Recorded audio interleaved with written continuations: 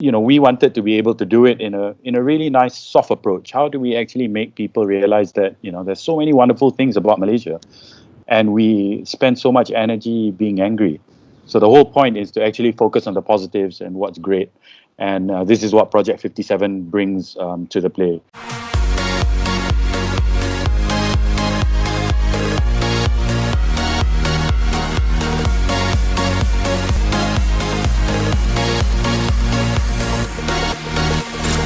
Creative Conversations.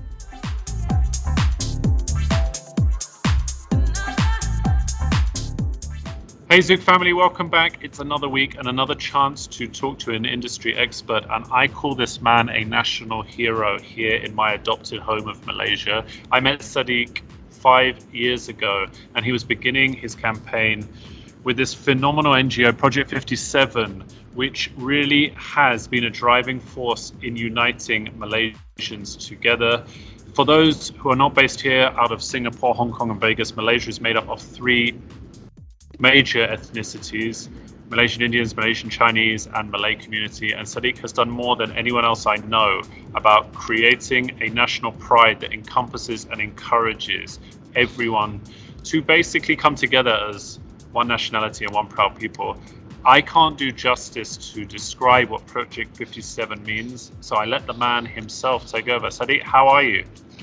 Hey Joe, thank you. Thank you very much for the intro. I'm good, thanks. It's phenomenal what you've done. I've always been immensely impressed and inspired by what you've done. We've got a great friend, Steve, who has been the linchpin to get myself and Alex, who also presents on Zouk Digital, involved in Project 57. We've done a few events together. We've done some comedy events together. We've been to various of your pop-ups, but it keeps getting stronger and stronger and growing more and more. But can you tell us how it all began? Okay, so again, thanks, Zouk, for having me here. Joe, for always being a wonderful supporter of our project from the start. And Steve as well. I got to give credit to Steve here, for giving us this opportunity as well to actually get to know each other. We started back in 2015. And the reason why, and I can't take, full credit because, I have people that I work with, especially Colin and Debbie, that made everything possible as well, and we worked very closely together. And when we started back in 2015, the main reason why we did it was because of the trajectory in which we felt the country was going. People were getting, there was disunity, racial, religious tensions, misunderstanding, or lack of wanting to better understand one another. And it seems like that divide is actually getting bigger.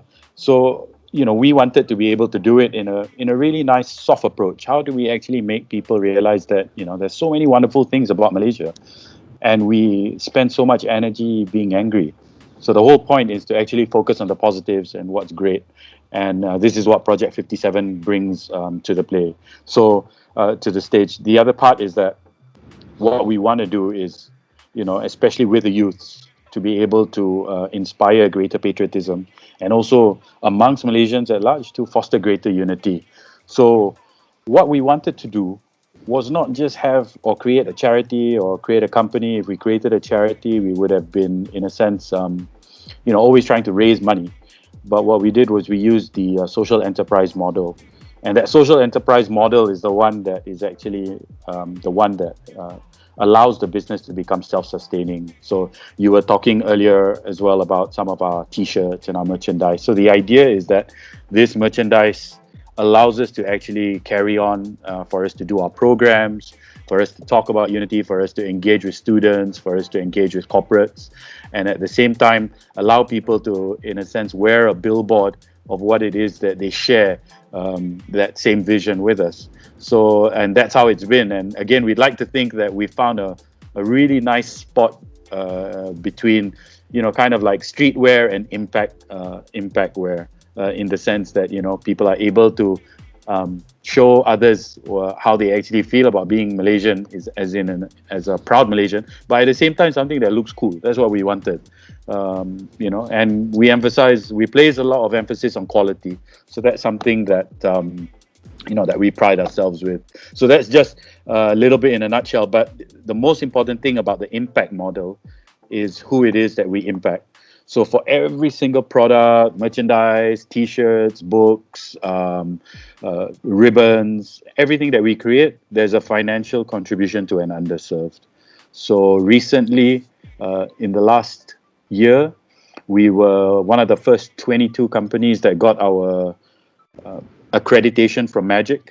So, and then recently this year, we've just received our tax exempt status from the Ministry of Finance. So now, and that's like, I think there are only 8 social enterprises that have actually received this accreditation or this kind of like standard. So we're very, it's not easy to get, and we've been working very hard to actually get ourselves there. And I want to focus on the social enterprise part for a second. I mean, I'm a happy consumer of the phenomenal merchandise that you've made, and I love the message. And I think your branding is really on point. It's incredibly slick, and it sends great messages, especially about uniting as a soul people. How does the social enterprise work? Because I've been to some of your activations. You've got these great young students who are helping out, who are contributing. You've had pop-up stores as well. Right. And how do people get involved in the social enterprise part?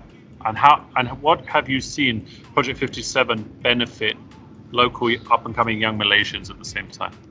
So, what we've actually done. So with the social enterprise model, when we started, we were actually introduced to an Orang Asli Youth Development Center.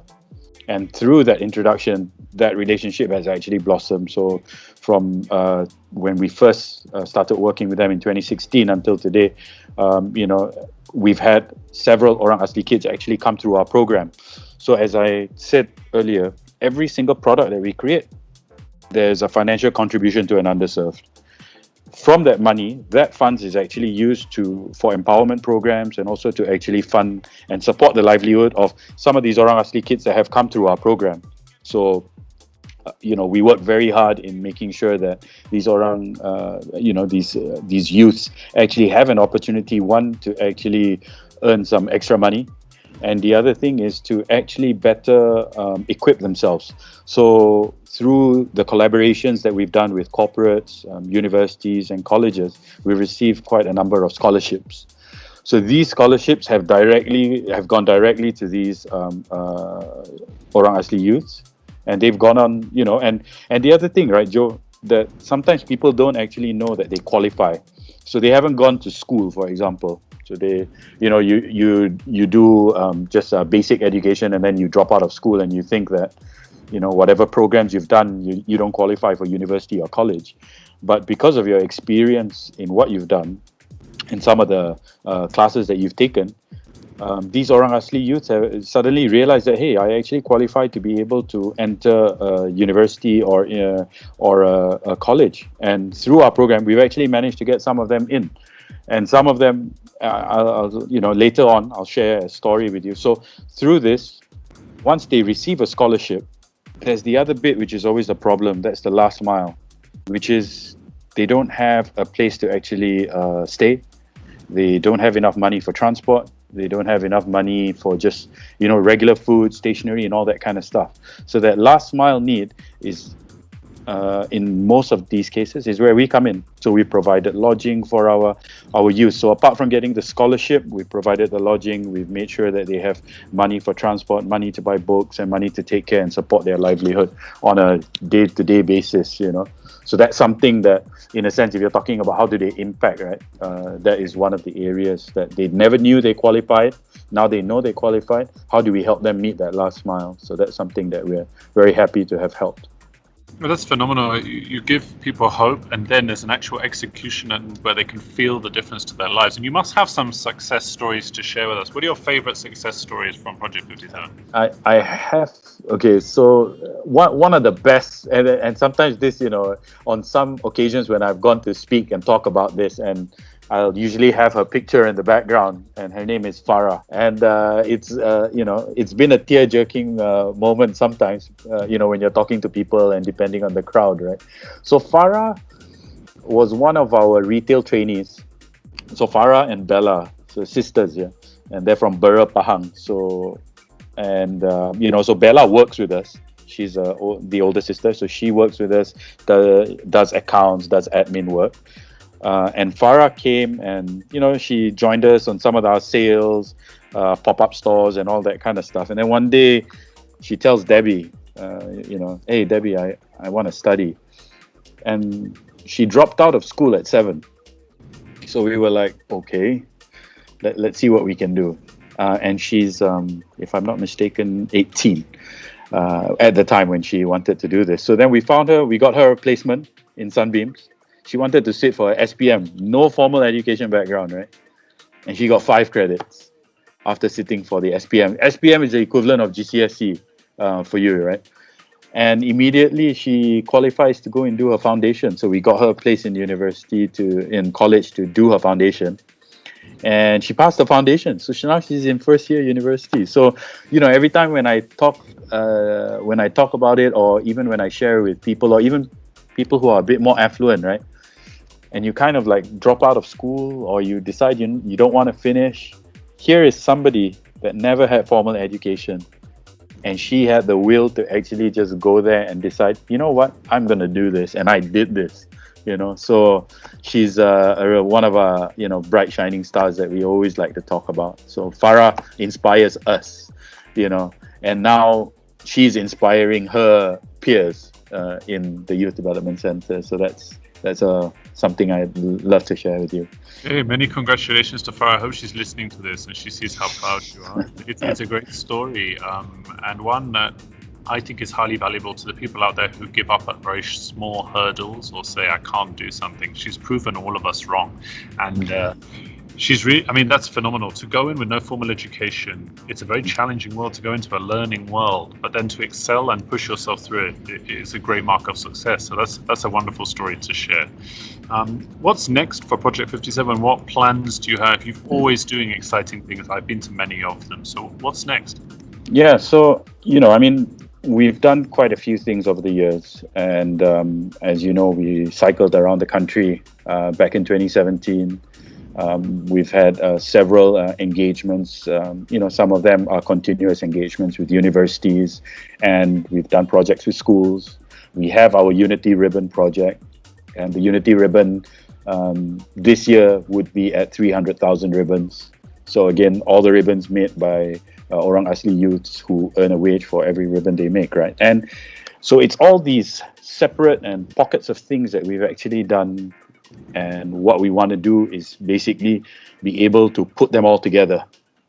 And we see the success on each individual part that we've done. So from dialogues that we've done, university projects that we've done, whether it's academic or whether it's kind of like a sporty challenge, and also with regards to the cycling, which brings us to places we would have only dreamt of going to around Malaysia. So it's to be able to amalgamate that. I'm trying to tell you without telling you too much, because it's a work in progress, and but it is very exciting because it's not just one discipline.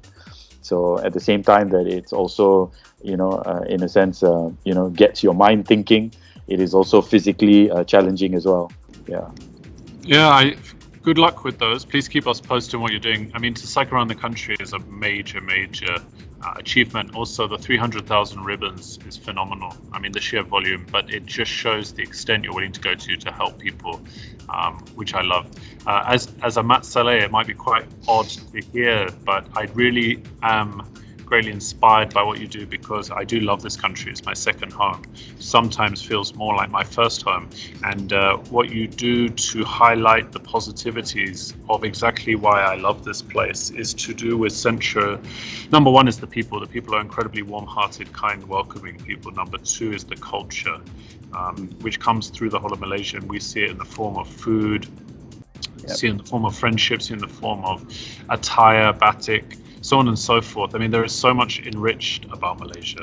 The last is putting that angst and frustration to a good use, rather than just complaining in a mamak every night, or worse still, hitting the streets to revolt. Is a good way of promoting what's fantastic about the country without having to feel that you can't do anything to support. Because in every country there's frustrations, in every country there's points that people wish they could change. with you, they can. Yeah, Joe, the fact that you brought that up, and this is something which one of the things when I go and speak to people, which I like to use this as an example, right?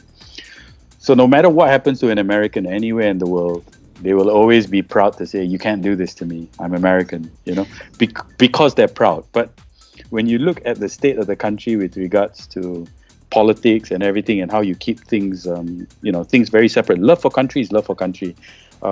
Hate for politics or whatever it is totally separate. And they come from a country that only half the people actually vote. And on top of that, half of those people actually vote for a different candidate. And yet that does not kill or damp their pride in what they feel for their country. So that is something that, on many occasions when I go out and I always tell people, it's like, why are we not proud? And why do we, in a sense, confuse things when we should be very clear? So we always focus on the fact that, Malaysia, very diverse. There's so many cultures, so many things and all of that. Of course, yes, definitely. But there's something which is even more wonderful, which is our commonalities. Something which we should be celebrating, something which we should be embracing and, always magnifying instead of just talking about our differences, and that's something that we at Project 57 really value. We always want people to realize that we're not very different. Even you, Joe, being as you said, Mat Saleh and all of that kind of stuff, right? I'm sure you have realized and also adopted so many Malaysian, aspects to your life already, and that is part of that commonalities that we all share. It's not just a commonality, but it's what is highly attractive about Malaysia. The fact that whatever I have adopted is because of a feeling of comfort, and I think it's great to be able to share that. Before we go, Sadiq, I have two more questions for you. The first one is, how can people learn more and get involved? Because there must be people who didn't know that you existed and would love to get involved, or would love to find out when your next event is or what you're doing. How can they find out? Okay, so we're busy on Facebook, we're on Instagram, we have a website, project57.com. You can actually buy our merchandise. To support us, you would buy our merchandise, but we are very open to do collaborations. We've done many collaborations with corporates, universities, schools, even with friends, and also, these are ways that you can support us. So that because we're accredited, everything that we say that we do, we do. So your money is actually going to a good place as well. And my last question is, I always thought that the T-shirts were selling like hotcakes because of the designs, but I think it's actually because you model them, correct? You were waiting for that the whole time, is it? Yeah, I literally waited half an hour just to throw that out there. I mean, I'm definitely going to show some imagery of such a thing, but I think that's why you sell out of the T-shirts, no? Joe, it's MCO. So the partners were actually forced to model our own T-shirts because nobody else wanted to come out because of COVID. Yeah, so excuses. Well, look, Sadiq, thank you so much for taking the time to chat to us. Always a pleasure for me. I've had conversations with you in the past. We've had food and drinks together, and it's been phenomenal. But it's wonderful to get a chance to shed some light and focus on Project 57. I was lucky that I arrived in the year that it all begun, but obviously the thought process came long before I existed here. And many, many congratulations. And I think not just for where you and Debbie and Colin have got it to with the support of your growing team, but also stories like Farah's story are very heartwarming and touching, and shows that you're achieving great things and changing lives, which is an amazing achievement. Thank you, Joe. It only means a lot, with people like you and other people that have supported us. I'm extremely humbled to be here and very, very blessed to know you. And, I hope we get even bigger support. Thank you. Thank you so much, Sadiq. You take care. Take care. Bye.